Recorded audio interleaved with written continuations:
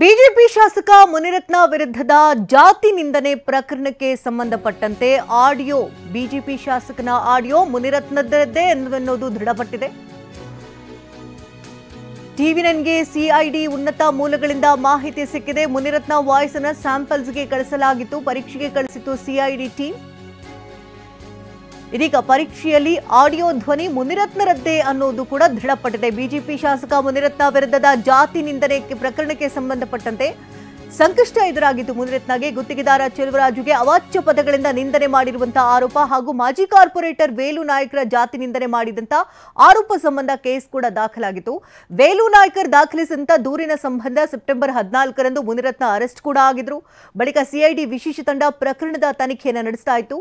ಆಡಿಯೋದಲ್ಲಿರುವಂತಹ ಧ್ವನಿಯ ಪರೀಕ್ಷೆಗಾಗಿ ಮುನಿರತ್ನರ voice samples ಅನ್ನು ಪಡೆದು ಪರೀಕ್ಷೆಗೆ ಕಳಿಸಿದ್ರು. ಇದೀಗ ಎಫ್ಎಸ್ಎಲ್ ಪರೀಕ್ಷೆಯಲ್ಲಿ ಆಡಿಯೋದಲ್ಲಿರುವಂತಹ ಧ್ವನಿ ಮುನಿರತ್ನರದ್ದೇ ಅನ್ನುವುದು ದೃಢಪಟ್ಟಿರೋದಾಗಿ ಟಿವಿ9ಗೆ ಸಿಐಡಿ ಉನ್ನತ ಮೂಲಗಳಿಂದ ಮಾಹಿತಿ ಸಿಕ್ಕಿದೆ.